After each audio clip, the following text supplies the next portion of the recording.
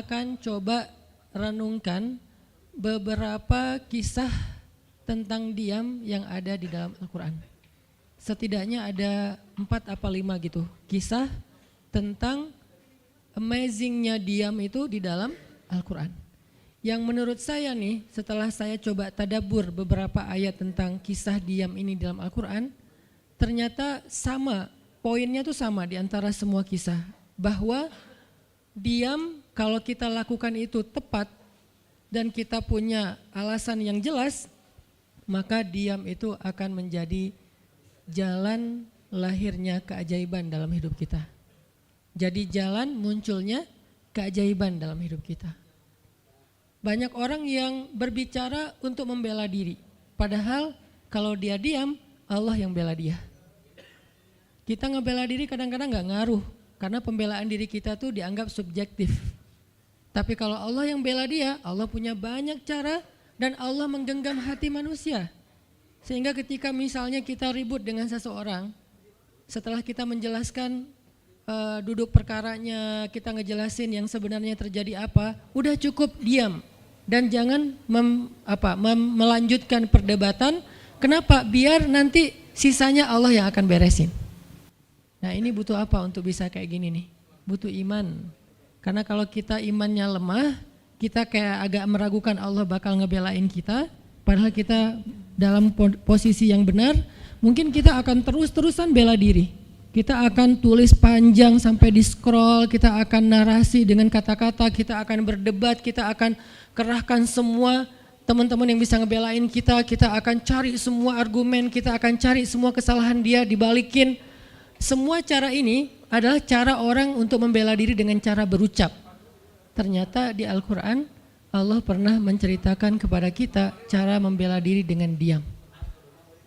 Bahkan kadang-kadang ketika kita membela diri dengan berucap, justru Allah menjauhkan dirinya dari kita. Allah pergi. Kenapa Allah pergi dari kita, berpaling dari kita? Karena saat kita membela diri dengan berucap, dengan ngomong, dengan broadcast, dengan komen, dengan bikin caption dan seterusnya, kadang-kadang di dalam kata-kata kita itu ada hal yang justru gak benar. Ada yang bohong terpaksa gitu. Akhirnya gara-gara pengen bela diri kita jadi bohong. Gara-gara pengen bela diri kita jadi cari-cari kesalahan orang lain. Gara-gara pengen bela diri kita jadi buka aib. Gara-gara pengen bela diri kita jadi melebih-lebihkan sesuatu yang harusnya gak kayak gitu. Artinya justru karena kita berucap, karena kita ngomong malah jadi salah. Akhirnya orang gak respect, Allah lebih gak respect lagi. Sehingga malam ini kita pengen belajar tentang gimana cara menjemput keajaiban ketika kita punya masalah dengan seseorang lewat diam.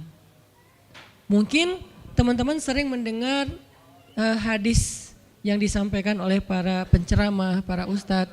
Hanya mungkin malam ini kita akan lebih banyak ngambil contoh. Karena saya pikir narasi-narasi ideal berupa ayat dan hadis udah banyak yang menyampaikan. Tapi membawanya dalam contoh konkret daily kehidupan kita itu mungkin gak semua orang aware. Karena emang kehidupan orang beda-beda. Apalagi misalnya seorang ustadz yang mungkin jarang main sosmed. Dia gak tahu masalah di sosmed itu apa. Seolah-olah sosmed itu bukan realitas hidup. Padahal kita tahu anak muda Indonesia main sosmed sehari gak kurang dari 6 jam. Berarti ada 6 jam realitas kehidupan kita yang jarang dibahas dan dibimbing dengan bimbingan agama Allah, Al-Quran dan hadis. Kenapa? Karena realitas ini kurang difahami oleh sebagian guru-guru, oleh sebagian ulama yang mereka emang agak gak terlalu akrab dengan sosmed. Mereka gak akrab dengan yang namanya Instagram, YouTube, Twitter, Line apalagi. Karena Line ini anak mudanya mungkin ABG banget kan. Jadi agak-agak kurang akrab. Kalaupun mereka pakai itu hanya karena soleh banget kali ya. Karena soleh banget jadi mereka pakainya sebatas sekedar share ceramah doang. Jadi gak main. Bukan pemain sosmed lah. Sekedar menggunakan sosmed sebagai media panggung ceramah. Udah share. Itu juga kadang-kadang yang nge-share-nya admin. Jadi gak ngulik gimana cara itu kurang ngulik. Padahal realitas sosmed itu udah jadi realitas daily kehidupan kita. 6 jam kita ada di sosmed dan 6 jam itu tetap waktu yang akan dihisap oleh Allah. Bukankah selain harta, selain tenaga, selain amal, waktu juga akan dihisap. Maka waktu kita 6 jam itu apakah tidak ada hubungannya dengan agama? Ada banget. Sehingga saya mencoba untuk semampu saya bareng dengan kita semuanya belajar. Bisa nggak ya kita jadi smart netizen? Atau dalam kehidupan sehari-hari bisa jadi smart citizen dengan sikap diam. Gimana sikap diam citizen, smart citizennya? Lagi di jalan, ketika orang lain mungkin bikin kita bete, bikin kita emosi, bisa nggak kita diam? Di rumah ketika kita berselisih dengan pasangan, bisa nggak kita diam? Di kos-kosan ketika kita digedor-gedor terus minta uang kos-kosan sama bu kos, bisa nggak kita? Salah. Itu mah ngumpat ya? Salah contohnya. Ya gitulah pokoknya. Jadi kita akan coba bahas diam ini dari angle daily kehidupan kita. Karena saya lebih suka kayak gitu biar langsung praktis bisa dipakai. Memang hadis-hadisnya banyak. Salah satu yang paling terkenal, man kana yu'minu billahi wal yaumil akhir falyakul khairan aw liyasmut. Cuman contohnya doang yang beda-beda. Narasinya sama, kontennya sama. Cuman contohnya beda tergantung angle seorang ustadz dan wawasan kehidupan yang dia jalanin. Dia hidupnya sebagai apa? Kalau hidupnya sebagai seorang ustadz yang ada di dalam masjid, mungkin ya contoh-contohnya adalah tentang di dalam masjid, tentang bergaul sesama ustadz, dengan aktivis, manggilnya akhi ukhti. Tapi kalau dia kehidupannya main, berarti dia akan ngambil contoh tentang main, gimana kita biar tetap bisa soleh walaupun kita lagi main dan seterusnya. Tapi narasinya sama, man kana yu'minu billahi wal yaumil akhir falyakul khairan aw liyasmut. Atau nanti cerita yang lain kata Nabi, yang paling banyak memasukkan orang ke dalam api neraka 2. 1 lisannya, 2 kemaluannya. Ini 2 hal yang paling sering menyebabkan orang masuk neraka. Kalau kemaluannya kita tahu artinya dia hawa nafsu, syahwat. Kalau lisan ini ngomong, justru gara-gara kita ngomong banyak, kadang itu jadi kayak pemberat timbangan keburukan kita dan itu tuh rugi gitu. Makanya kita perlu belajar, bukan saya ngajak kita, kita diam aja seharian. Kayaknya agak kurang fair juga ya. Dan saya juga nggak diam seharian. Susah kalau untuk diam seharian, apalagi sama keluarga, kan kita butuh ngobrol sama teman. Ya serealistis mungkin dan senatural mungkin. Cuman kalau lagi ada kasus bisa nggak nih kita diam? Terutama kalau lagi ada kasus. Terutama kalau lagi ada masalah. Dan saya yakin kita tuh pasti sering punya masalah dengan seseorang. Gimana caranya kita diam? Gimana cara Nabi diam ketika diomelin oleh Aisyah radhiyallahu anha? Ngomel, diam. Aisyah ngomel kepada Nabi, enggak menceritakan aib orang lain, enggak mencela, cuman ngomel karena lagi cemburu. Nabi diam. Beres Nabi diam, baru Nabi nanya, udahan Aisyah? Udahan. Terus Aisyah mau apa? Udah. Jadi enggak didebat sama Nabi. Padahal Nabi kalau mau mendebat, hadisnya banyak banget. Tinggal sesungguhnya saya bersabda, kan beres ya. Udah selesai, tapi kok Nabi enggak pakai hadis? Kok malah kita yang pakai hadis Nabi untuk mendebat? Sementara Nabi pemilik hadis enggak pakai hadis buat berdebat. Kalaupun beliau berdebat, perdebatan yang positif, perdebatan yang konstruktif, yang membangun, yang memberikan hasil yang insya Allah tetap menjaga akhlak. Itu yang disebut dengan wajadilhum billati hiya ahsan. Tapi kalau dengan keluarga, Nabi itu nggak suka debat. Istrinya ngambek, istrinya rame-rame nggak mau nggak mau ngomong sama Nabi, ya udah Nabi di mihrab ngomong aja sama Allah sama Jibril. Ternyata lebih dahsyat lagi. Ketika Nabi di mihrab ngomong sama Allah dan Jibril doang, akhirnya istri-istrinya lebih dari seminggu ngerasa kayak nasib kita gimana ya, kok Nabi udah nggak mau ngomong sama kita lagi, kok kita digantung gini gitu kan ya. Akhirnya turunlah ayat Al-Quran yang menegur istri-istri Nabi gara-gara perilaku mereka kepada Nabi. Ini menunjukkan bahwa ayat-ayat tentang diam itu menjadi solusi itu luar biasa loh. Dan saya pengen malam ini sebagai motivator katanya, sebagai motivator saya pengen memotivasi kita supaya kita percaya diam itu solusi. Diam itu keajaiban. Nggak usah komen itu ternyata, nggak nge-reply komen head, itu ternyata bagus. nggak usah terlibat dalam perdebatan di sosmed, itu tuh bagus banget. Saya hari ini tadi sore posting tentang update berita di Palestina, ada seorang perempuan yang ditembak di perbatasan sama orang Israel. Kenapa saya turn off si komennya? Karena saya tahu ini akan mengundang emosi, jadi takutnya malah kemana-mana kan, jadi ngomong politik, jadi ngomong apa, mending di turn off aja deh. Tapi kalau yang lagi saya dibully, saya biasanya nggak nge-turn off. Yang di turn off tuh hal-hal yang sifatnya memunculkan polemik yang semakin melebar, jadi kurang produktif. Akhirnya kita offin dulu komennya. Tapi saya tetap pengen share itu biar orang update berita dari sana tuh lagi apa. Dan mudah-mudahan saya berharap itu di repost orang banyak, akhirnya jadi minimal membangun awareness masyarakat dunia bahwa Palestina itu layak untuk merdeka. Dari dulu udah layak untuk merdeka sejak mereka dijajah oleh Israel. Itu aja doang sih kampanyenya. Tapi saya nggak mau kampanyenya melebar kemana-mana sehingga di offin dulu aja komennya. Kenapa? Off komen itu kadang-kadang bagian dari diam baik. Ngapain juga kita ladenin komen yang macam-macam walaupun mungkin komennya itu ada yang kita berpihak sama dia, sepaham dengan dia, ada yang beda. Tapi tetap aja saya lihat kadang-kadang komen itu berlebihan. Sampai muncul kalimat-kalimat mencela, sampai marah-marah, sampai caps lock tanda seru kan ya. Ini kan nggak nyaman lagi kan kalau udah kayak gini, mending diam. Nah di sini kita pengen belajar, diam itu ternyata ajaib. Diam itu ternyata benar-benar kata orang emas. Diam itu ternyata solusi. Diam itu ternyata pembelaan diri yang paling efektif. Kalau selama ini kita masih percaya membela diri yang paling efektif ngomong. Membela diri yang paling efektif itu bikin postingan. Membela diri yang paling efektif itu bikin caption yang bagus. Membela diri yang paling efektif itu komen. Membela diri yang paling efektif itu minta pembelaan dari manusia. Ternyata mungkin itu benar, tapi ada yang lebih efektif lagi. Membela diri dengan diam. Dan gimana cara membela diri dengan diam sampai mendatangkan keajaiban, itu yang akan kita coba renungkan malam ini. Oke, yang pertama kita akan baca kisah diam di surat Maryam, surat favorit saya. Coba teman-teman buka surat Maryam, surat 19. Di dalam surat ini ada 2 adegan diam.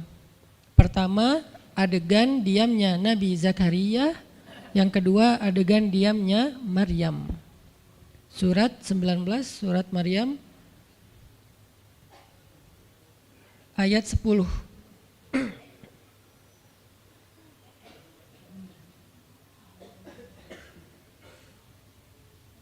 Sekaligus kita pengen belajar kalau kita lagi diam pas kita dicerca, ketika kita disakiti, ketika ada masalah dengan seseorang, kalau kita diam kita ngapain gitu kan gitu ya, nggak diam doang kan, kita ngapain. Nah di sini kita belajar surat 19, surat Maryam ayat 10 dan 11. Kita tilawah bareng-bareng ya.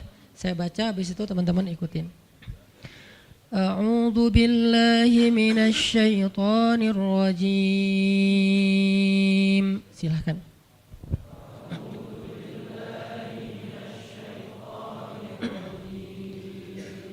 Bismillahirrahmanirrahim.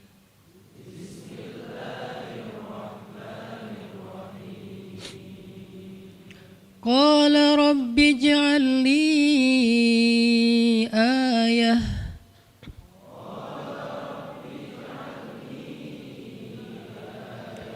Qala ayatuka alla tukalliman nasa thalatha layalin sawiyya.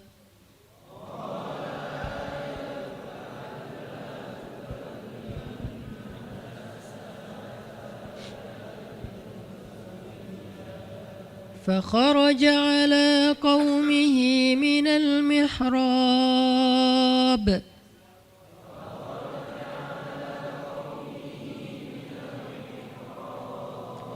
فأوحى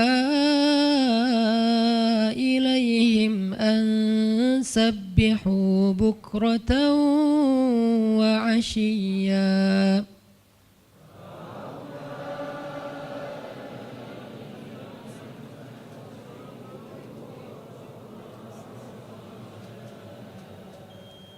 Berkatalah Zakaria, Rabbi, berikanlah untukku sebuah pertanda bahwa aku akan punya anak. laki-laki. Allah berfirman, tanda-tanda bagimu adalah engkau tidak akan bisa berbicara dengan manusia selama 3 malam berturut-turut. Maka keluarlah Zakaria kepada kaumnya dari mihrabnya dan memberi mereka isyarat supaya mereka bertasbih kepada Allah setiap pagi dan petang. Ini adalah adegan, kita lanjutin sekitar 2 menit sebelum azan. Ini adalah adegan ketika Nabi Zakaria dapat berita gembira akan punya anak laki-laki. Karena Nabi Zakaria berdoa minta anak laki-laki dari sejak nikah sampai usia 80 tahun. Kurang lebih sekitar 50 tahun berdoa. Lama banget, ya Allah beri anak, ya Allah beri anak. Sampai iparnya udah punya anak keren namanya Maryam. Iparnya adalah Imran. Udah punya anak keren banget, cewek, solehah, dari kecil udah beribadah di Masjidil Aqsa. Zakaria masih minta anak, ya Allah, ya Allah, ya Allah. Sampai puncaknya Zakaria ngelihat Maryam dapat makanan dari langit. Zakaria datang ke mihrab Maryam, terus di situ udah ada makanan yang bukan dibawa oleh Zakaria. Zakaria nanya, anna laki hadza ya Maryam. Maryam dapat dari mana makanan ini? Kata Maryam, huwa min indillah, dari Allah, kata Maryam. Gimana caranya? Kata Maryam, Allah punya cara sendiri. Allah yarzuqu may yasha bighairi hisab. Terserah Allah gitu. Masya Allah, Masya Allah. Zakaria kagum sama Maryam. Langsung pergi ke mihrabnya Zakaria, sholat. Dan di dalam sholatnya Zakaria berdoa, hunalika da'a Zakaria rabbah. Di saat itulah Zakaria benar-benar nangis berdoa kepada Allah, ya Allah, Rabbi habli min ladunka dzurriyyatan thayyibah innaka sami'ud du'a. Ya Allah, beri saya anak seperti dia, seperti Maryam. Engkau maha mengijabah doa dan saya enggak pernah berputus asa meminta kepadamu. Udah 50 tahun lebih.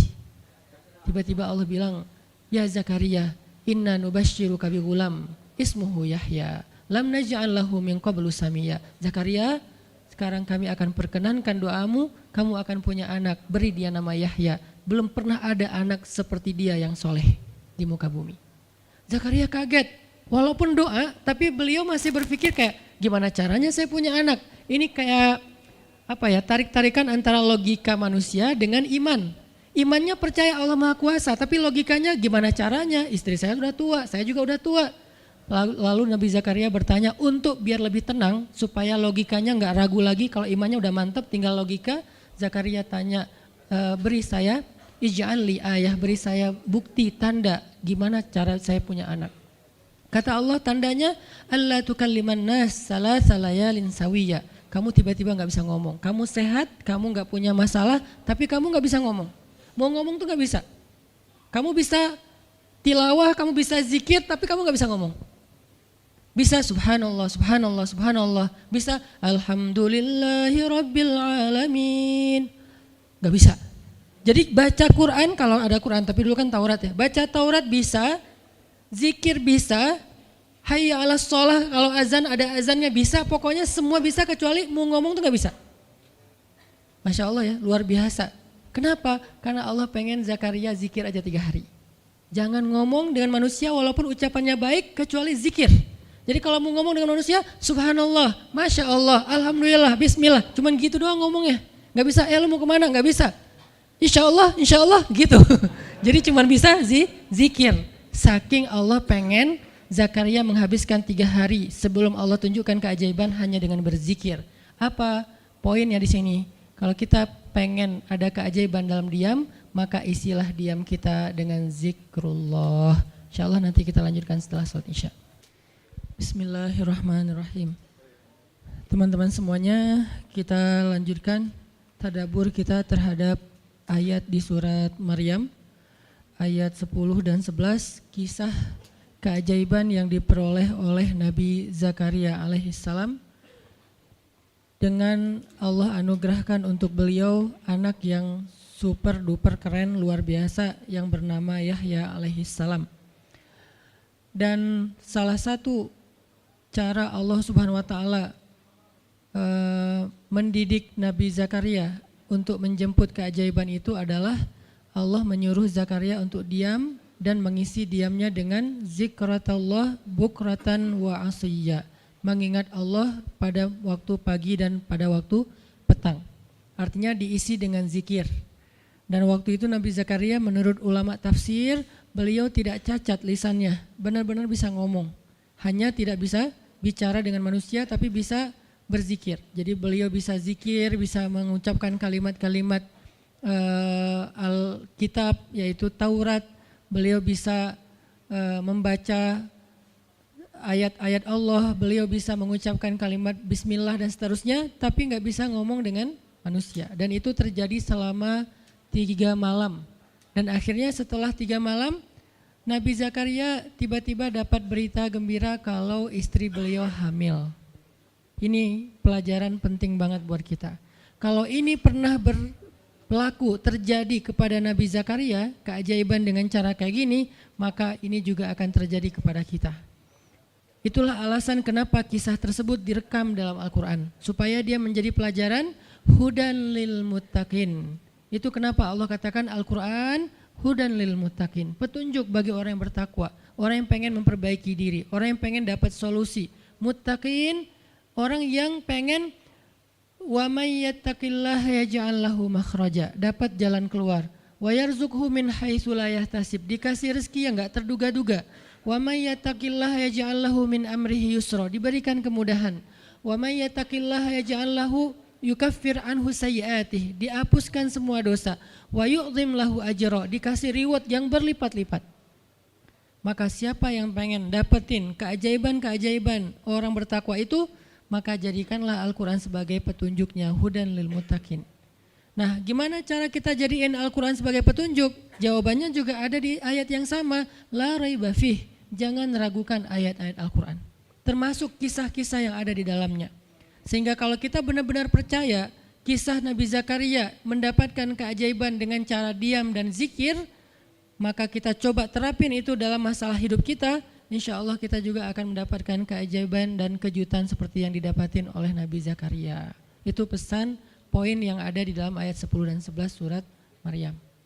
Sehingga buat sebagian orang yang mungkin ngerasa selama ini sering disakiti, sering dicuekin, sering didebat, sering diapain, jangan terlalu diladenin. Kadang-kadang ada teman saya nanya ke saya, Ustadz, ini ada yang ngomongin Ustadz gini di sosmed, perlu kita balas nggak nih? Saya bilang udah diamin aja.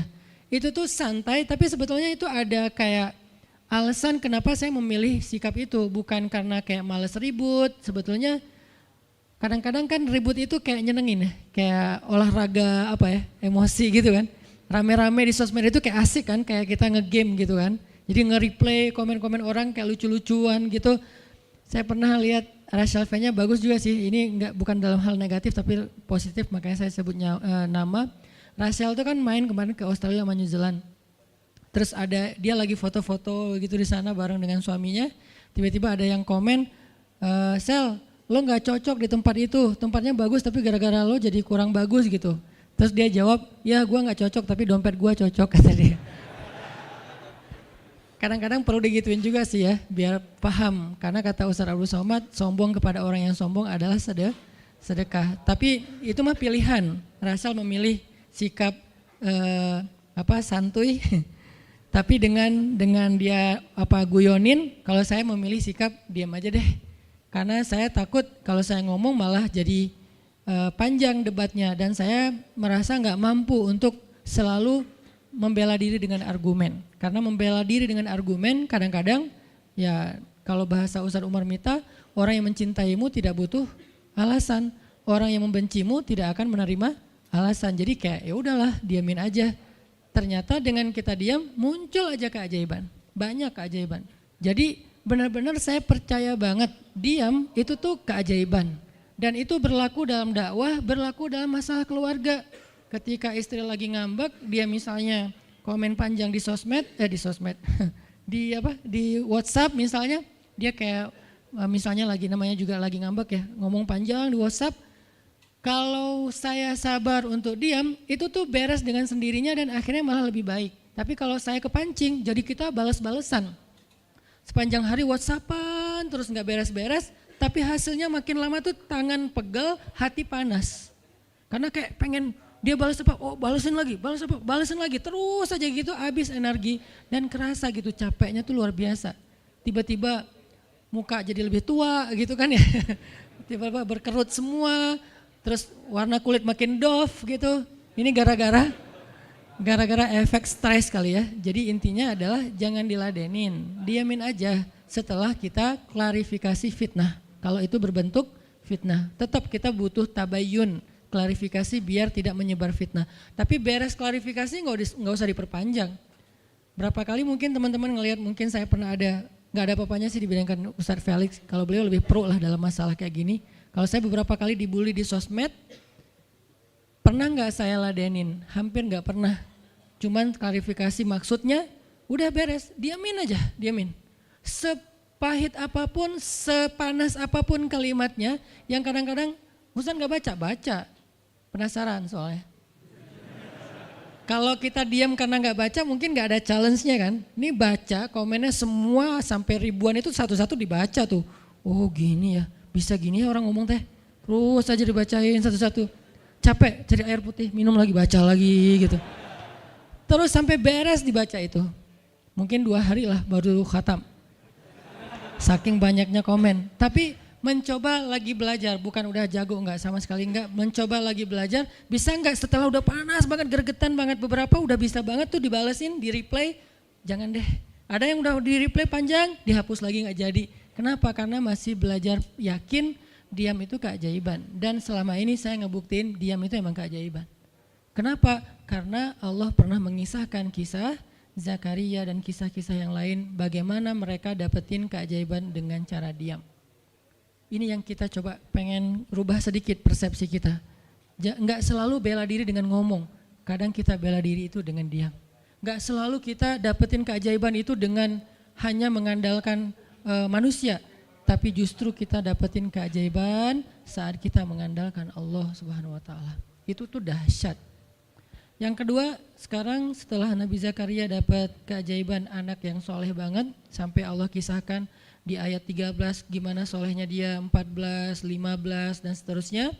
Sekarang kita baca kisah kedua, yaitu kisah Sayyidah Maryam. Yaitu ada di ayat 26.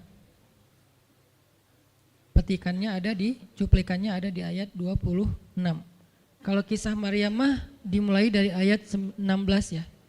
Tapi yang masalah diam itu ada di ayat 26, 27, 28 dan 29.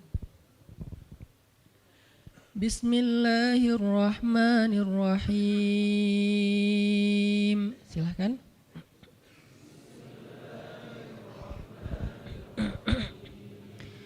Fakuli washrabi wa qarri aina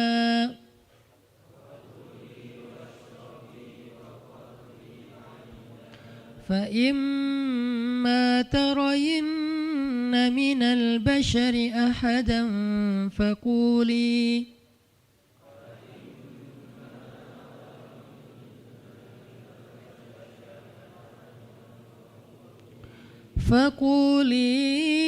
inni nadartu lirrahmani sawman falan ukallimal yawma insiya.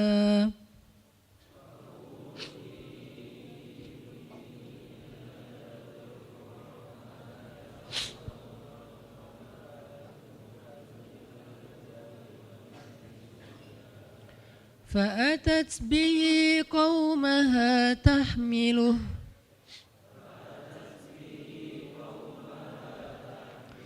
قالوا يا مريم لقد جئت شيئا فريا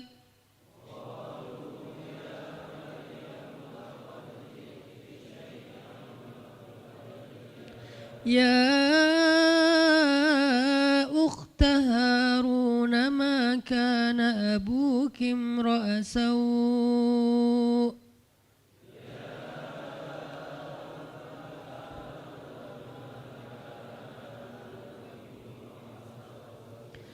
ما كان أبوك امرأ سوء وما كانت أمك بغيا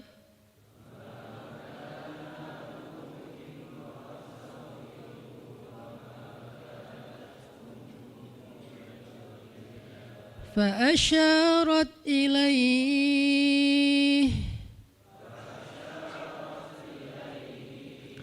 قالوا كيف نكلم من كان في المهد صبيا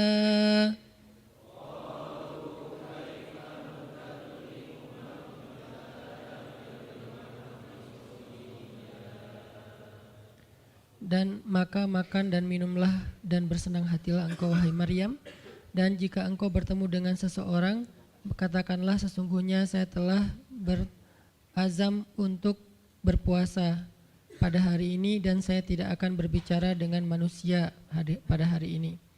Lalu Maryam pun datang kepada kaumnya sambil menggendong bayinya. Kaumnya berkata, wahai Maryam, engkau datang kepada kami dengan membawa kalau bahasa kita itu pembawa apa istilahnya, sial, apa ya, dengan membawa keburukan. Jadi kayak dianggap pembawa kesialan. Wahai saudari Harun, sesungguhnya ayahmu bukanlah seorang yang nista ataupun pendosa, dan begitu juga dengan ibumu bukanlah perempuan yang hina. Lalu Maryam memberi isyarat, fa'asyarat ilaih, memberi isyarat dengan menunjuk ke arah bayinya.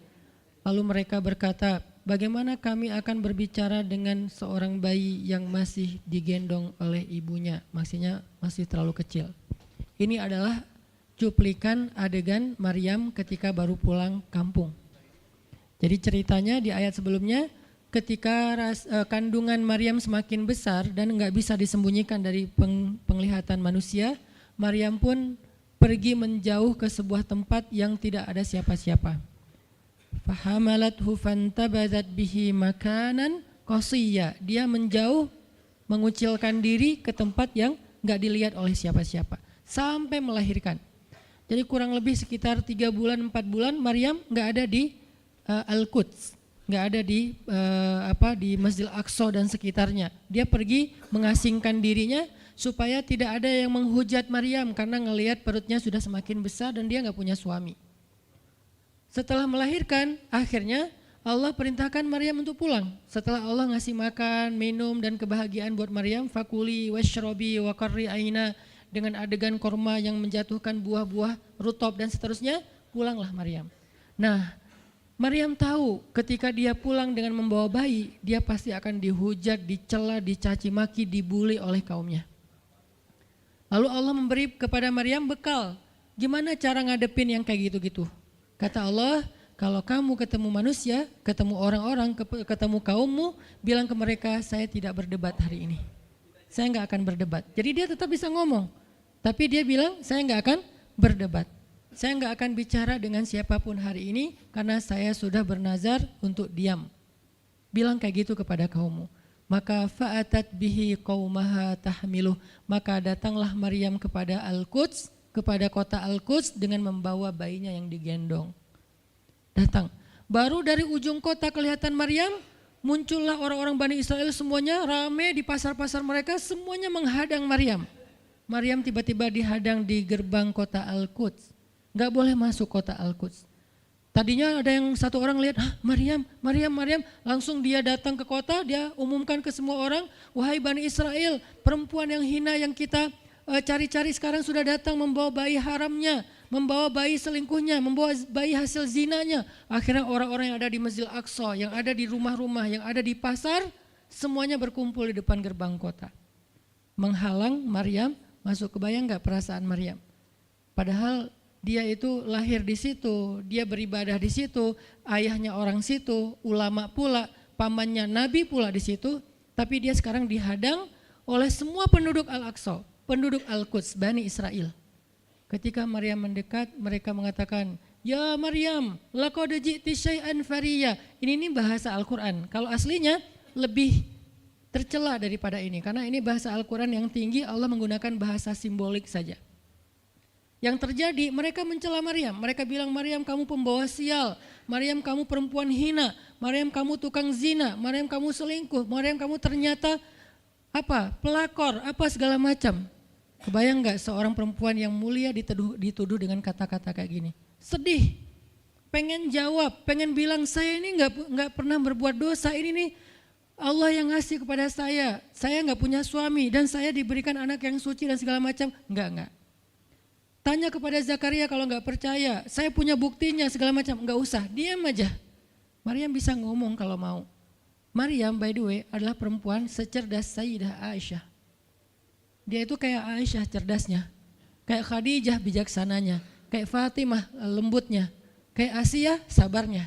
Maryam itu istimewa. Sampai sebagian ulama mengatakan Maryam satu-satunya nabi dari perempuan.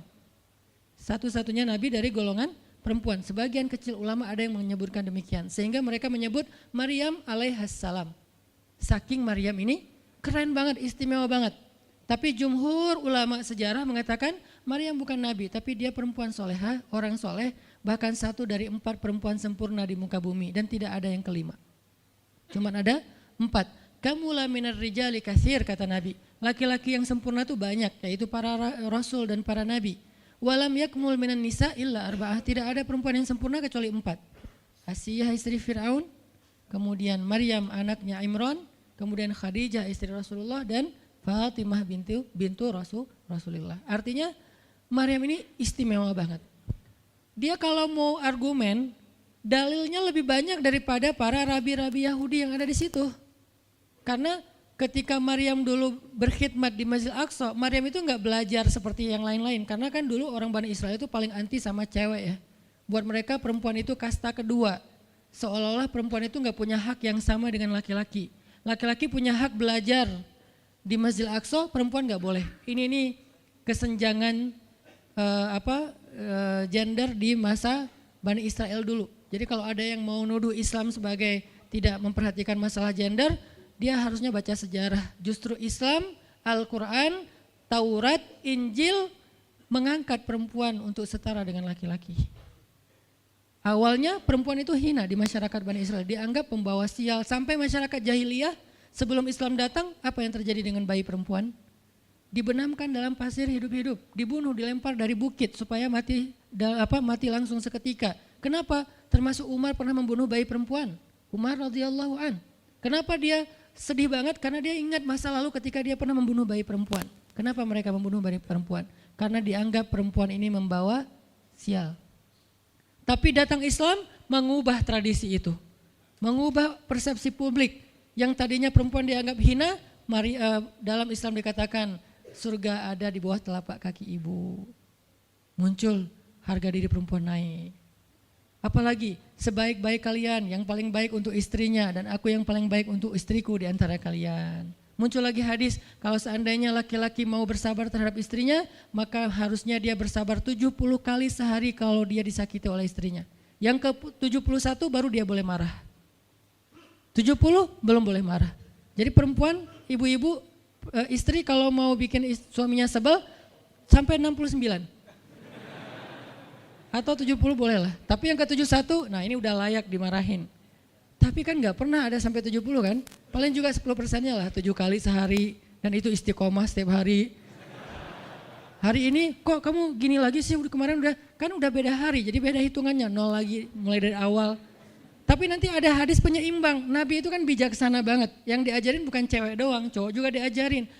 Ketika hadisnya supaya memuliakan perempuan ada, nanti ada lagi hadis laki-laki. Seandainya seorang perempuan menjilat luka dan darah dan nanah di tubuh suaminya, itu belum bisa membayar satu saja kebaikan suami kepada dia. Jadi menjilat lukanya aja belum bisa bayar kebaikan, terus ngapain marah-marah coba. Sehingga dua-duanya ada nasihat untuk suami. Kalau istrinya lagi ngambek, namanya juga lagi sedih, ya udah kamu sabar aja 70 kali. Untuk istri jangan ngambek, karena kalau kalian berbuat baik aja belum bisa bayar kebaikan mereka. Terus gimana dong Ustadz? Ya udah, sekarang solusinya adalah sama-sama mengambil sisi baiknya. Kayak gitu nasihat Nabi. Makanya saya agak kurang setuju kalau khutbah Jumat itu memakai hadis menjilat darah dan nanah. Karena yang dengar suami. Wah bener nih khutbah Jumat, saya senang banget khutbah Jumat hari ini. Pulang-pulang, mah tadi khutbah Jumat keren banget. Nih mah, kebenaran aku catat, nih mah gak bisa. Kalau khutbah Jumat pakailah hadis sabar 70 kali. Menasihati suami. Kalau majelis taklimnya ibu-ibu, masalah tadi seandainya saya boleh menyuruh manusia sujud kepada manusia, saya suruh sujud istri kepada suami. Masing-masing ada hadisnya, jangan disilang. Ini enggak bijak dalam ceramah, karena harusnya memberi nasihat yang bisa memperbaiki, bukan menambah tuntutan baru. Wah benar nih kalau suami saya dengar, harusnya suami saya datang, Ustadz boleh enggak acara selamatan di rumah saya nanti temanya ini gitu. Kalau perlu ngundang Ustadz yang dia kenal, request dulu untuk ngemojokin pasangan, ini enggak bijak. Balik lagi ke cerita tadi, Maryam tuh pinter banget, cerdas banget. Dari kecil dia udah hafal Taurat. Ibarat anak sekarang hafal Quran. Dan lebih sulit ngafal Taurat daripada Quran. Kenapa? Karena bahasa Al-Quran itu sastra banget. Jadi ngafalnya itu kayak ngafal syair. Itu aja udah susah kan? Kebayang gak ngafal Taurat? Lebih sulit lagi tuh. Dan Maryam dari usia di bawah 5 tahun udah khatam Taurat. Udah tahu tafsir Taurat usia 7 tahun.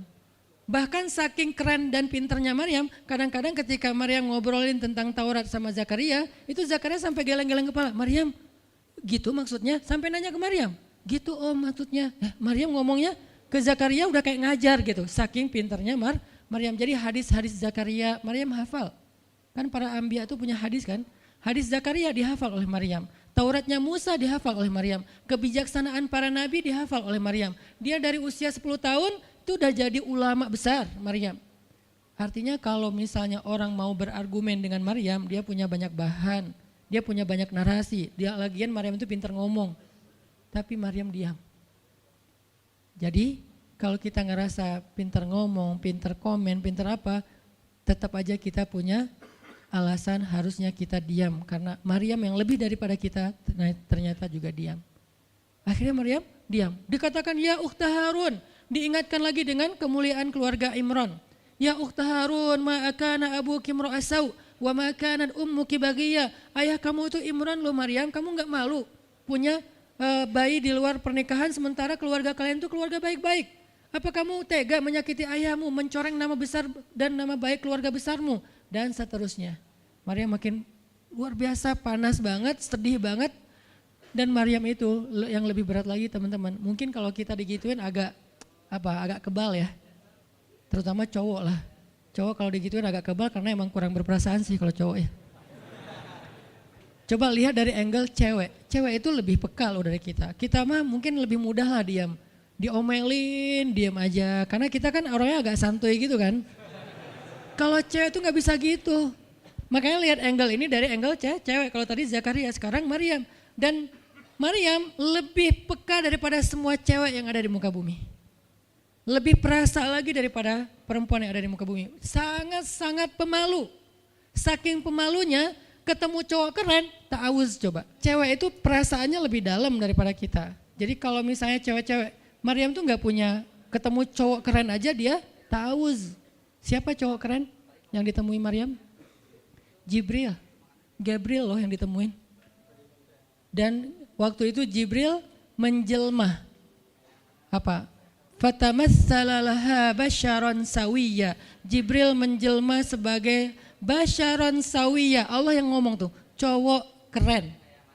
Allah yang bilang keren. Kalau kita merasa udah paling keren, menurut Allah biasa-biasa aja. Karena Allah pernah menciptakan Yusuf, Allah pernah menciptakan Muhammad, Allah pernah menciptakan Yahya. Kita merasa paling keren, Allah pernah menciptakan Sarah, perempuan paling keren juga, Aisyah, Fatimah. Jadi buat kita kayak udah kegeeran paling keren se-Bandung gitu kan ya. Menurut Allah mah biasa. Kalau Jibril, Allah sendiri yang bilang dia tuh emang keren. Jibril emang bukan malaikat, tapi kalau ketemu manusia, kecuali para nabi, Jibril itu menjelma sebagai manusia.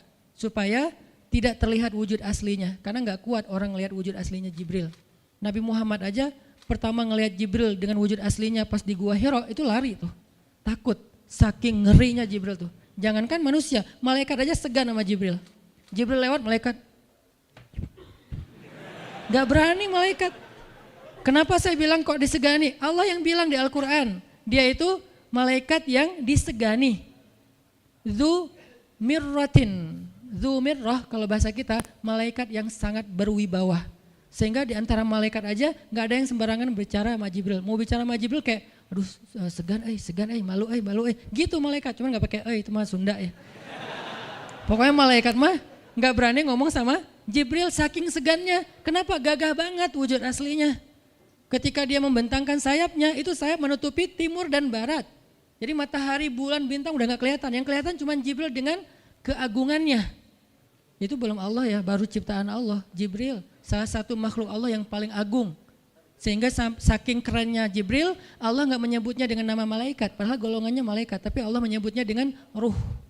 Ruhul Quds, roh kudus, yaitu Jibril. Nah ketika ketemu dengan Maryam, Jibril bermisal itu menjelma sebagai basyaran sawiyah, cowok keren banget. Saking kerennya Jibril, Umar aja terkesima ngeliat Jibril. Pernah Jibril datang ngajarin iman, Islam, ihsan kepada Nabi Muhammad, dan Umar ngeliat Jibril terkesima, gak bisa ngomong, diem aja, benar-benar speechless banget nih Umar. Jibril udah pulang, baru Nabi nanya, Umar tahu gak itu siapa? Hah, apa Rasul?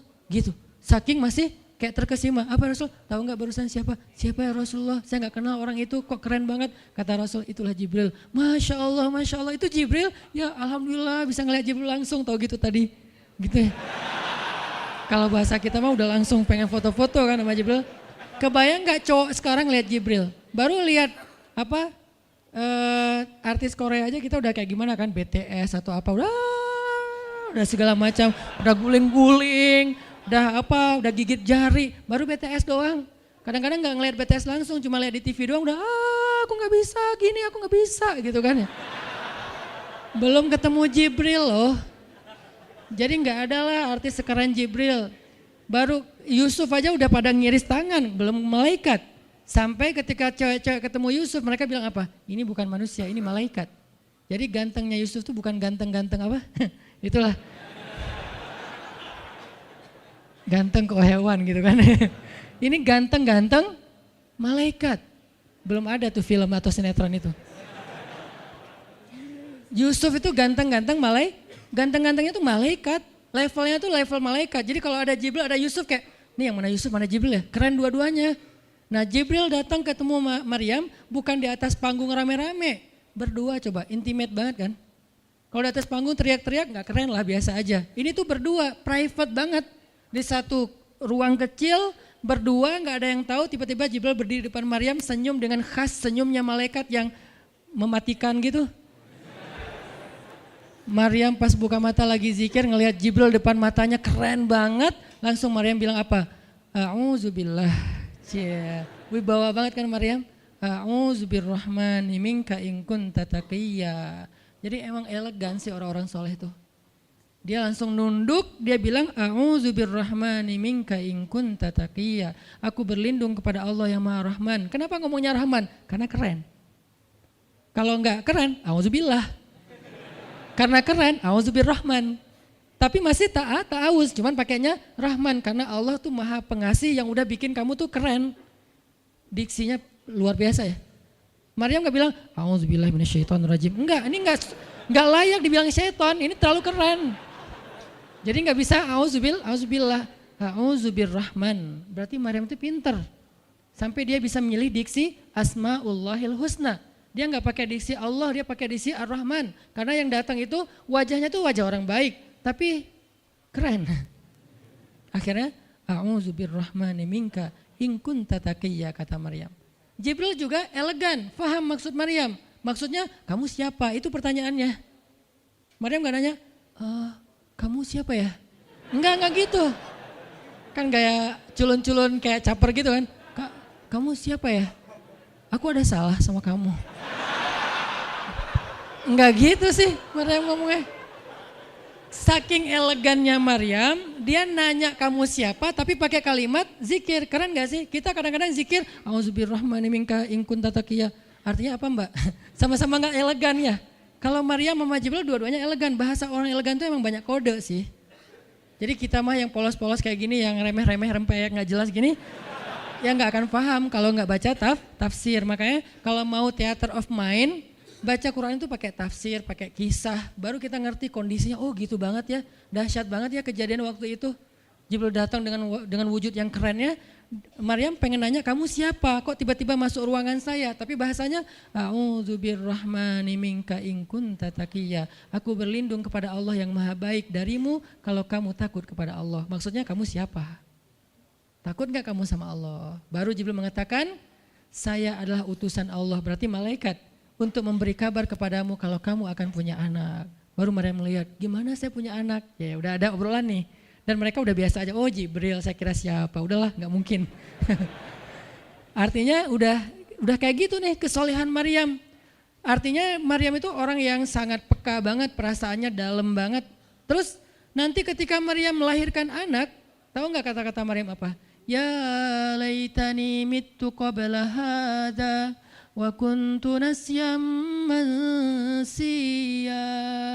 Saat Maryam merasakan sakitnya kontraksi, mau melahirkan Isa, Maryam itu sambil kontraksi sambil bilang, ya laitani mittu qabla hadza wa kuntu nasyan mansiya. Aduhai seandainya saya mati aja sebelum kejadian ini dan saya dilupakan oleh manusia seolah-olah saya tidak pernah ada. Kenapa Maryam ngomong kayak gini? Maryam ngebayangin betapa malunya dia nanti kalau harus membawa bayinya ketemu Bani Israel yang pada bawel. Bani Israel itu terkenal kaum yang paling bawel. Bawelnya banget. Kalau kita baca Al-Baqarah itu isinya kebawelan Bani Israel. Kata Nabi Musa, sembelihlah Al-Baqarah. Al-Baqarah itu kan banyak, yang warna apa? Cari yang warnanya bersih. Yang bersih kan juga ada belang-belangnya nggak dikit. Terus yang beratnya berapa kilo, yang dari mana, dari Bali atau NTB atau dari mana, bawel banget. Udahlah cari aja seekor sapi, sembelih beres. Tapi nanya lagi, bertele-tele. Itulah Bani Israel. Dan Maryam tahu banget karakter kaumnya. Jangankan dengan fitnah kayak gini nih, ketemu Nabi yang udah menyampaikan hal yang benar aja, itu di debatnya tuh habis-habisan. Apalagi dengan kondisi Maryam. Makanya Maryam takut banget, dia nggak kuat menanggung malu. Kalau kita mungkin masih kuat lah nanggung malu, kadang-kadang malah malu-maluin gitu kan. Kalau Maryam nggak kuat nanggung malu, berarti orang yang seperti ini harusnya kan berat banget untuk diam kan, nggak akan kuat diam, harusnya dia ngomong gitu, dia belain diri. Tapi Maryam itu sisi lainnya adalah perempuan yang mukminah, siddiqah, sangat yakin sama Allah. Allah suruh diam, ya udah diam. Gimana pun dihujat, diam. Kata Allah diam. Ya Allah mereka bilang saya itu berzina, diam. Ya Allah bilang ini anak haram, ini anak saya nih, anak yang mulia. Anak yang satu-satunya ketika lahir nggak disentuh setan di antara manusia loh. Satu-satunya manusia ketika lahir nggak disentuh setan. Nabi Muhammad setannya malah diislamkan. Beda, kerannya itu beda. Kalau Isa nggak disentuh setan. Kalau Nabi Muhammad setannya malah masuk Islam. Masing-masing punya keistimewaan lah. Tapi satu-satunya manusia yang lahir nggak disentuh setan cuman Isa. Kita semuanya pernah disentuh. Lahir langsung. Apa sih lo datang-datang ke dunia nambah-nambahin kerjaan gua gitu kan. Kita nih orang biasa, jadi pas lahir tuh udah ada langsung setan bisik-bisik, yuwas bisufi sudurinas, makanya disuruh azan kan. Karena kenapa? Biar nggak dibisikin sama setan. Dan kalau bisa suara azan kita harus lebih lembut daripada suara setan, karena setan juga kayak nge-tricky gitu. Saya ibu kamu. Anak bayi dinina bobokan sama setan, hiduplah iblis gitu-gitu kan. Jadi kayak di dokter nama setan, iblis itu keren, iblis itu soleh, iblis itu baik, tapi pakai bahasa nasyid. Lagunya tuh kayak akustik gitu, lembut banget gitu kan. Makanya suara muazin kalau azanin anaknya yang lembut, jangan azan Allahu Akbar, asyhadu alla ilaha illallah. Dia malas ke masjid nanti kalau udah dewasa. Kenapa? Gue malas banget dengan suara ini nih. Salahnya siapa coba? Salah ayahnya. Belajar azan di Al-Latif sama Muzammil sama Teras Tahfiz. Biar azannya tuh kayak Allahu Akbar. Bayinya senyum-senyum. Ntar gue bisa lebih dari itu. Canda. Intinya adalah Maryam itu pemalu banget. Jadi dia bisa banget untuk ngebales. Tapi dia diam. Sampai akhirnya fa'asyarat ilaih. Dia memberi isyarat. Arti memberi isyarat, dia nunjuk ke arah Isa alaihissalam yang masih digendong, kalau kalian mau ngomong aja sama bayinya. Allah yang nyuruh kayak gitu. Makin kayak marah dan makin menjadi-jadi orang Bani Israel ketika Maryam memberi isyarat nunjuk ke arah Isa. Mereka bilang, ya Maryam kamu udah gila apa? Sekarang kamu nyuruh kami bicara dengan bayi yang masih dalam gendongan ibunya. Benar, Maryam tuh ternyata udah stres gila. Dia gara-gara ditinggal sama selingkuhannya, sekarang dia jadi orang gila. Wah luar biasa tuduhan kepada Maryam. Maryam diam aja sedih, nahan air mata. Tapi bukan emotikon yang menggenang air mata di sini ya. Nahan aja air mata sampai kemudian Allah datangkan keajaiban. jadikan bayinya bicara. Qala, Isa bicara. Panjang lagi omongannya Isa. Ibuku ini baik, ibuku begini-begini, saya itu hamba Allah, saya itu anak yang suci, saya itu begini-begini, sampai beres. Baru mereka pada pulang karena mereka merasa terbantahkan semua tuduhan palsu mereka kepada Maryam. Masuklah Maryam, disambut mulia oleh beberapa orang. Maryam itu perempuan mulia, Allah mendatangkan dia sebagai keberkahan. Tadi dituduh pembawa sial, sekarang disebut pembawa berkah. Mulailah Maryam terkenal. Isa dididik, kemana Isa pergi, anak-anak kecil segengnya Isa pengen jadi temannya Isa. Gue temannya Isa lo, gue temannya Isa lo. Gak lama kemudian Isa jadi temannya Yahya. Ketika dia udah bisa main sama Yahya, main berdua sama Yahya. Kemana-mana berdua, Yahya, Isa.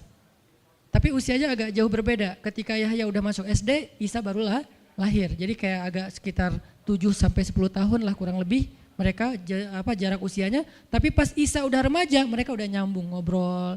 Nah, kelebihan masing-masing, kalau Yahya ini penghafal kitab Taurat, datang Isa, Yahya menghafal kitab Injil.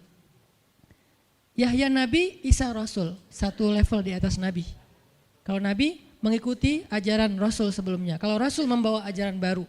Jadi sebelum Isa lahir, Yahya mengikuti ajaran Musa dengan kitab Tauratnya. Setelah Isa lahir, Yahya mengikuti ajaran Isa dengan kitab Injilnya. Jadi bisa dibilang Nabi yang mengikuti dua ajaran Rasul, Yahya alaihissalam. Dia menghafal dua kitab suci sekaligus, Taurat dan Injil. Perempuan Maryam radhiyallahu anha, dia menghafal kitab Taurat dan Injil dari anaknya sendiri. Inilah kisah Maryam yang mendapatkan keajaiban dengan cara diam. Terakhir kisah Nabi Muhammad SAW ketika beliau bahasa lebih tepatnya dalam tanda petik ya, biar nggak bisa disalahin. Kayak didiemin lah sama istri-istri beliau gara-gara istri-istrinya ngambek. Di dalam surat At-Tahrim, surat 66, coba kita buka surat 66.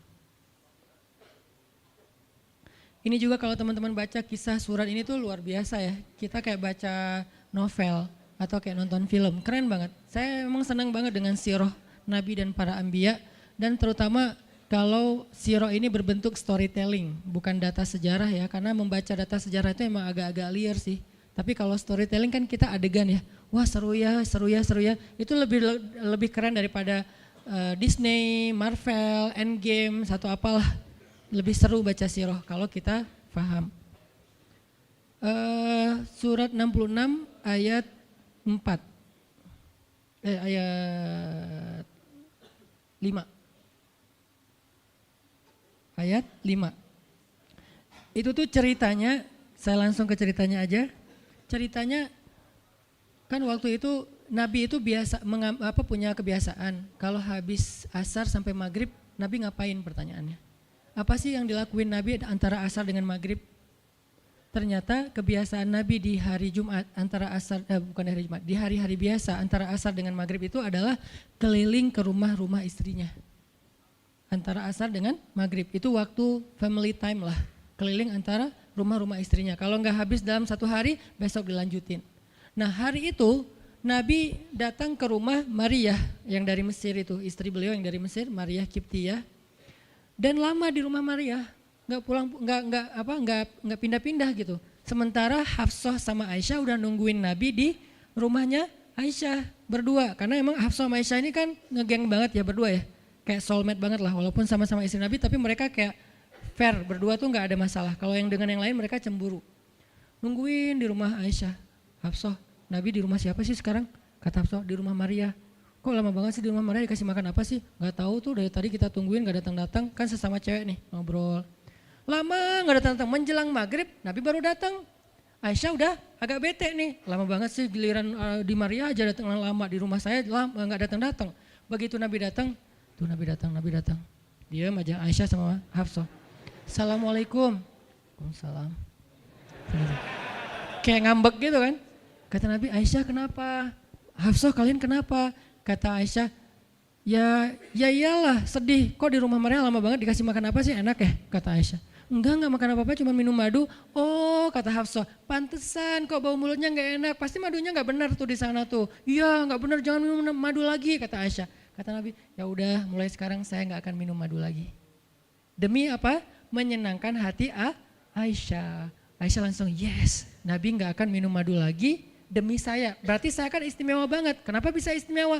Karena aslinya Nabi itu hobi banget minum madu. Kayak saya mungkin senang minum kopi.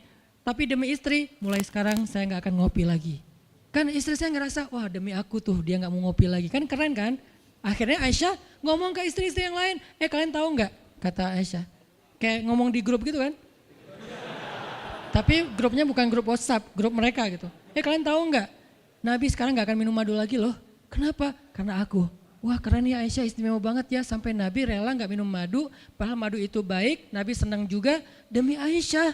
Ya demi aku gitu. Akhirnya Aisyah bahagia. Allah gak ridho.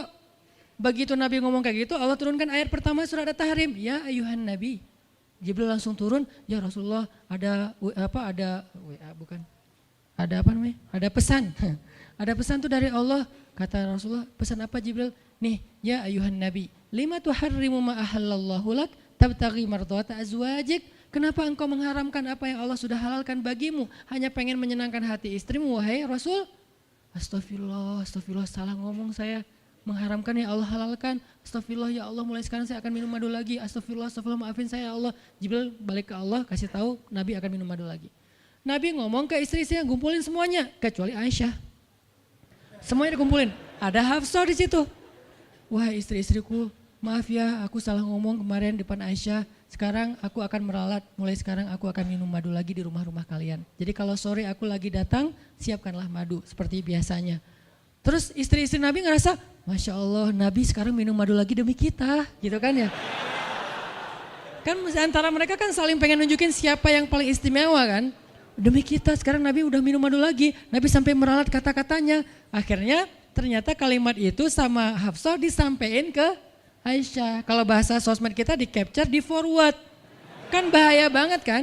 Disampaikan ke Aisyah, Aisyah tuh lihat Nabi sekarang minum madu lagi loh. Demi siapa coba? Demi kami. Aisyah, innalillah, jadi Nabi gini. Cuman Aisyah gak sampai ngomong kayak kita, dasarnya cowok di mana aja sama gitu. Itu mah kata-kata cewek sekarang ya. Kalau Aisyah kan elegan kan gak ngomong gitu. Akhirnya pas Nabi datang Aisyah diam. Aisyah diam, kata Nabi, Aisyah kenapa? Aisyah kenapa? Oh jadi gitu, di belakang ternyata sekarang minum madu lagi. Hah? Nabi langsung datangin sama Jibril. Rasulullah tahu gak kenapa mereka rame-rame sekarang? Siapa yang ngasih tahu nih ke Aisyah? Jibril ternyata jadi penengah, makanya jangan macam-macam deh sama Nabi. Ada Jibril, ada Allah kan, susah gitu membuat rahasia. Tahu nggak Rasulullah kenapa Aisyah ngambek? Kenapa wahai Jibril? Gara-gara Hafsah ngebocorin rahasia Nabi kepada Aisyah. Oh ini kerjaan Hafsah, kata Nabi. Oke, Hafsah. Panggil nih Hafsah. Dipanggil Hafsah, kata Nabi, Hafsah, kamu udah membocorkan rahasia saya. Ini menurut sebagian tafsir, memang ada banyak tafsir sih. Salah satu tafsirnya kayak gitu. Hafsah, kamu udah membocorkan rahasia aku. Dan sekarang istri-istri pada ngambek. Istri yang lain juga ikut ngambek sekarang gara-gara Nabi kayak sekali minum madu, sekali gak minum madu. Yang lain pada diam semuanya. Datang ke rumah Ummu Salamah. Assalamualaikum, Ummu Salamah, waalaikumsalam. Tadi kayak aku belum selesai jemuran, dah langsung pergi jemuran. Gak mau ngomong sama Nabi. Maria, assalamualaikum, waalaikumsalam. Kayaknya tadi aku lagi sibuk nyetrika deh. Jadi gak ada yang mau ngomong sama Nabi, diam semuanya. Nabi kan jadi sedih kan. Gara-gara siapa coba? Gara-gara Hafsah. Akhirnya Nabi bilang, Hafsah, aku kecewa banget dengan sikap kamu. Kamu gak jaga rahasia aku. Sekarang aku antar kamu pulangnya ke rumah Umar. Bahasa lainnya diceraikan. Hafsah dicerain sama Nabi. Kerennya Hafsah pas digituin, dia cuma nangis. Dia gak bilang, ya Rasulullah, Rasul tega nyerain saya, terus saya gimana? Gitu. Enggak. Rasulullah cuma masalah madu doang, cuma masalah capture dan saya forward doang kayak gitu langsung diceraikan. Tega banget sih Rasulullah. Rasulullah gak punya hati apa? Enggak. Hafsah tuh diam. Ini nih keajaiban diam yang lain ya. Diceraikan sama Nabi. Innalillah, astagfirullahaladzim. Hafsah yuk kita pulang ke rumah Umar. Iya ya Rasulullah, pulang aja. Baik banget nih Hafsah, soleha banget. Jadi by the way emang semua istri Nabi itu soleha, cuman namanya perempuan kadang-kadang muncul sifat dasarnya mereka cemburu, mereka sedih, mereka baper. Tapi itu manusiawi dan perempuan yang soleha pun merasakan hal itu. Hafsah pulang ke rumah Umar. Assalamualaikum, waalaikumsalam, dibuka sama Umar. Ya Rasulullah, Hafsah langsung masuk ke kamarnya. Ya Rasulullah, anak saya bikin salah apa? Pasti dia nyakitin Rasulullah ya. Maaf ya Rasulullah. Langsung Umar marah-marah. Hafsah, kamu ngapain sama Rasulullah? Hafsah diam aja. Dimarahin habis-habisan sama Umar. Umar tahu sendiri sayang banget kan sama Nabi. Ketika ada masalah antara Nabi dengan anaknya, pasti yang dimarahin anaknya, bukan Nabi. Nabi pulang, Hafsah diomelin sama Umar, diam aja, nggak ngomong apa-apa, diam. Akhirnya Jibril turun. Jibril turun, ya Rasulullah ada pesan dari Allah. Apa wahai Jibril? Di surat At-Tolak, surat putus. Kan At-Tolak itu artinya diputusin. Bahasa ini pesantrennya dicerai. Turun surat At-Tolak. Kata Jibril, Allah nyuruh kamu raji'ha ya Rasulullah, raji'ha innaha qawwamah sawwamah fa innaha min azwajika fil jannah. Wahai Rasulullah, rujuk Hafsah, rujuk Hafsah. Disuruh rujuk. Allah enggak redha Rasul menceraikan Hafsah. Tahu enggak kenapa Allah begitu membela Hafsah ketika Hafsah ada masalah dengan Rasul? Salah satunya karena Hafsah diam. Harusnya Allah ngebela Rasul, Umar aja ngebela Rasul, sahabat-sahabat ngebela Rasul karena Rasulullah selalu benar. Tapi Allah ngebela Hafsah, kenapa? Karena Hafsah diam, sebegitu ajaibnya diam. Sampai ketika ada seorang perempuan bermasalah dengan kekasih Allah, Allah malah membela perempuan ini, bukan kekasihnya. Raji'ha ya Muhammad, rujuk Hafsah, dia itu istrimu di dunia dan di surga. Akhirnya Rasulullah, jadi saya rujuk wahai Umar, ya Hafsah masih nangis di kamarnya. Balik lagi Rasulullah naik onta ke rumah Hafsah, assalamualaikum, waalaikumsalam. Ya Rasulullah, udah saya marahin tuh. Hafsah kata Umar, udah gak apa-apa Rasulullah, udah gak usah bersedih, udah saya marahin habis-habisan dia tuh. Kata Rasulullah, Umar, aku pengen ngomong sama Hafsah. Ya Rasulullah jangan, biar saya aja ngomong, dia emang gak bisa ketemu sama Rasul. Ya Umar, aku pengen ketemu sama istriku. Hah, istrimu? Hafsah, itu Rasulullah. Keluar lagi Hafsah, soleha banget, lembut banget, keluar. Ada apa ya Rasul? Hafsah tuh gak marah-marah. Ada apa ya Rasul? Hafsah, aku pengen ngomong sama kamu. Umar diam bingung. Kata Rasulullah, Hafsah, aku ingin ajak kamu balikan. Romantis gak sih? Rasul pengen ngajak Hafsah balikan. Kok balikan sih Ustaz? Ya rujuk kan balikan. Rujuk artinya kembali ya balikan. Hafsah balikan yuk. Umar bingung, hah balikan? Hafsah, Allah yang nyuruh aku untuk merujuk kamu. Umar makin bingung, Hafsah kamu keren banget. Sampai Allah belain kamu gitu. Kata Nabi, Hafsah, Allah turunkan ayat khusus tentang kamu di surat ini. Umar makin bingung, sampai turun ayat, Masya Allah, anakku ini subhanallah, Masya Allah gitu kan ya. Akhirnya, ya Rasulullah, Allah sampai turunkan ayat tentang masalah ini. Alhamdulillah, Hafsah sujud syukur, Hafsah nangis, Hafsah langsung meluk Rasul. Umar, aduh gimana nih? Udah beres gitu, Hafsah dibawa pulang sama Rasul, boncengan berdua. Hafsah boncengan sama Rasul. Naiklah mereka, mobil mereka yang bermerek onta itu. Gimana cara pulangnya? Di depan rumah Umar, Rasulullah langsung berlutut, langsung ngasih tangan buat Hafsah. Hafsah megang tangan Nabi, injak lutut Nabi, naik ke atas onta. Itu tuh romantis banget. Lalu Rasulullah bonceng Hafsah. Tadi kan cerita Hafsah dicerai sama Nabi itu kan heboh di grupnya istri-istri Nabi kan. Hafsah dicerai loh. Jangan-jangan kita juga dicerai. Soalnya Nabi udah gak mau ngomong sama kita. Astagfirullah. Jadi grup Nabi, istri-istri Nabi itu pada khawatir kalau mereka juga sama nasibnya dengan Hafsah. Pada bingung. Tapi tiba-tiba mereka ngelihat Hafsah pulang ke rumahnya dibonceng Nabi. Itu tuh langsung trending loh. Istri-istri Nabi, tahu gak tuh Hafsah dirujuk sama Nabi sampai turun ayat di surat At-Talaq. Oh gitu. Wah Hafsah keren banget ya. Wah istri-istri Nabi pada cemburu pada Hafsah. Diturunkan Hafsah, yang lain pada ngintip Hafsah. Sampai masuk ke rumahnya, Nabi beres di rumah Hafsah, keluar masuk ke masjid, dia aja di masjid. Istri yang lain Nabi gak mau ngomong. Aisyah, Ummu Salamah, Saudah, Maria, Sofia, siapa lagi? Yang Zainab bintu Jahsy, semuanya Nabi diamin, gak mau diajak ngomong. Datang satu-satu, ya Rasulullah mau dibuatin minum apa? Astagfirullah, subhanallah. Datang lagi Aisyah, Rasulullah capek, subhanallah. Diam semuanya, gak ada yang mau diajak ngomong sama Nabi. Udah mereka akhirnya pada pulang bingung, nasib kita gimana ya? Tanya ke Hafsah yuk. Sekarang Hafsah jadi kayak selebritinya. Hafsah, pada datang ke rumah Hafsah. Hafsah bantuin kita dong. Sampai Aisyah aja yang tadinya kayak bisa dibilang kayak pemimpin istri-istri Nabi kan. Aisyah paling cerdas, paling disayang sama Nabi. Sekarang Aisyah diam-diam ngomong, Hafsah bantuin dong, kita nih lagi digantung sama Nabi. Kata Hafsah sekarang kan kayak lagi di atas angin gitu. Kalian sih nyakitin Rasul, cie. Hafsah tuh kayak wah lagi masa-masanya Hafsah gitu kan. Hafsah gimana dong? Ya udah ngomong aja langsung sendiri. Rasulullah nggak mau ngomong sama kita. Ya udah coba minta tolong ke ayah kamu Aisyah, kan ayah kamu dekat sama Rasulullah. Akhirnya ngundang Abu Bakar. Ya Abu Bakar, baca deh tafsir dari ayat-ayat ini. Abu Bakar datang, ayah tolongin kami dong. Kenapa? Kami itu dianggurin sama Nabi, didiamin, digantung udah seminggu lebih. Jangan-jangan kami juga dicerai kayak Hafsah. Kalau Hafsah dicerai tapi udah dirujuk, kami gimana nasibnya? Akhirnya ya udah biar aku yang ngomong sama Rasul. Datanglah Abu Bakar ke masjid. Rasul lagi zikir. Ya Rasulullah, itu istri-istrimu ngutus saya. Subhanallah, subhanallah, subhanallah. Ya Rasulullah, Masya Allah, Masya Allah, Masya Allah. Ya Rasulullah, la ilaha illallah. Abu Bakar aja Rasul gak mau ngomong sama dia. Padahal Abu Bakar itu udah paling akrab sama Nabi. Abu Bakar diam, gak bisa diajak ngomong nih. Abu Bakar balik lagi ke rumah istri-istri Nabi. Kata istri-istri Nabi, gimana Abu Bakar? Astagfirullah, innalillah, gimana kalau Abu Bakar aja gak bisa, gimana yang lain? Terus akhirnya datang lagi ke Hafsah. Hafsah bantuin dong, kita udah gak jelas nasibnya nih. Kata Hafsah, ya udah aku minta tolong ayahku ya. Hafsah masih kayak gak mau langsung ke dia gitu. Ya udah aku minta tolong ayahku ya, panggillah Umar. Ayah bantuin mereka dong, nasib mereka sekarang lagi terkatung-katung gitu. Umar marah, kalian sih. Nah, tadi kan yang diomelin Hafsah kan, sekarang diomelin semua istri Nabi diomelin sama Umar.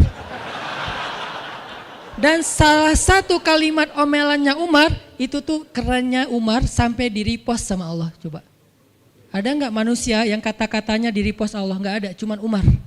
2 kali kata-kata Umar di-repost oleh Allah. Arti di-repost apa? Ditayang ulang di Al-Quran. Kan repost itu berarti tayang ulang kan?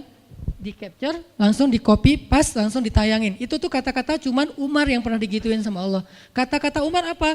Ayat ke-5.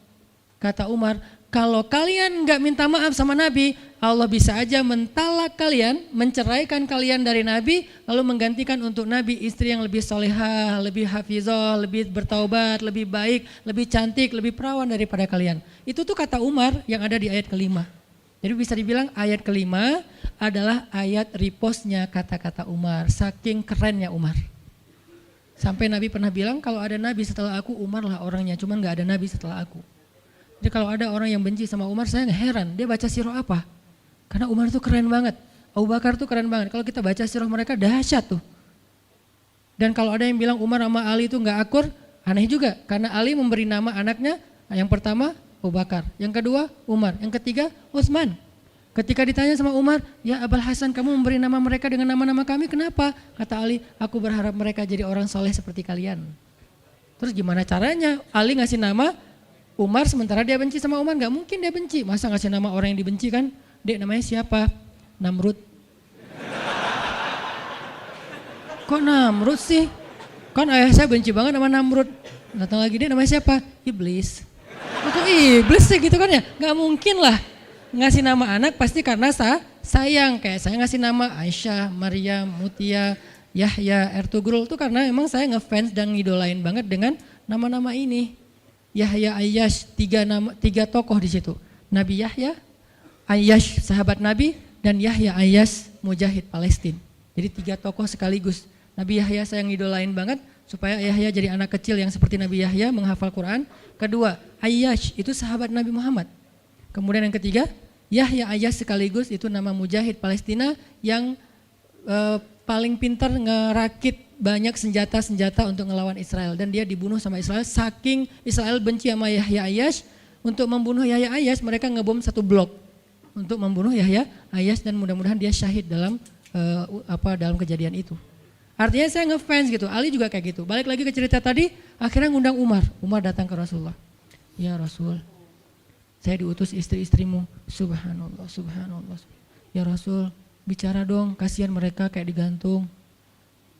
Ya Rasul, apakah engkau menceraikan mereka semua?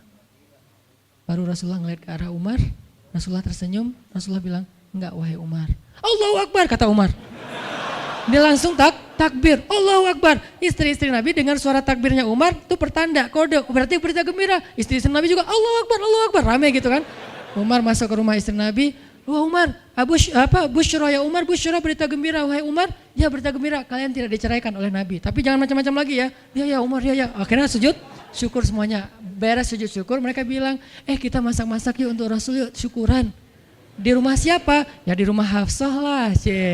Akhirnya mereka masak-masak di rumah Hafsah. Pas sudah beres masak-masak, mereka ngundang Nabi untuk pulang. Tapi yang berani ngomong sama Nabi cuman Hafsah. Hafsah, kita udah beres masak nih. Minta dong Nabi pulang ke rumah. Ya udah tenang, biar aku yang minta. Hafsah datang, ya Rasulullah kami masak-masak loh untuk Rasul, yuk pulang yuk. Ya Hafsah udah beres Nabi zikir, sujud, beliau balik sama Hafsah. Sampai ke rumah Nabi, teneng, udah selesai lah urusannya. Apa yang terjadi setelah itu Ustadz? Udah gak ada riwayatnya, jadi gak bisa diriwayatin. Pokoknya beres itu mereka pun hidup bahagia selamanya. Apa pelajarannya di sini? 2 orang di sini dapat keajaiban lewat diam. 1 Hafsah, Allah suruh rujuk gara-gara dia diam. 2 Nabi, diam aja sambil zikir sampai akhirnya Allah beri pelajaran yang berharga. Istri-istri yang tadinya ngambek serentak semuanya insaf bahasa kita. Sadar dan mereka minta maaf kepada Rasulullah. Jadi kalau istri lagi ngambek, lagi ngomel, diam. Isilah diam kita dengan zikir. Tapi zikirnya bukan auzubillah minasyaitonirrajim, auzubillah. Jangan, dia bukan setan. Dia hanya lagi ngambek. Subhanallah, Masya Allah, Alhamdulillah. Yang paling efek itu la haula wala quwata illa billah. Itu ngefek banget. Mudah-mudahan ini bisa menjadi penyemangat, motivasi untuk kita semuanya. Betapa kata as-samt, as-sukut, diam aja dalam Islam itu adalah kebaikan yang luar biasa dahsyat. Mudah-mudahan itu bisa jadi behavior, perilaku kita sehari-hari, perilaku kita di sosial media, perilaku kita di jalan, di rumah, dimanapun. Sehingga orang yang sudah hijrah, udah ngaji, mukmin harusnya bisa menjadikan diam sebagai bentuk pembelaan diri kalau dia ada masalah.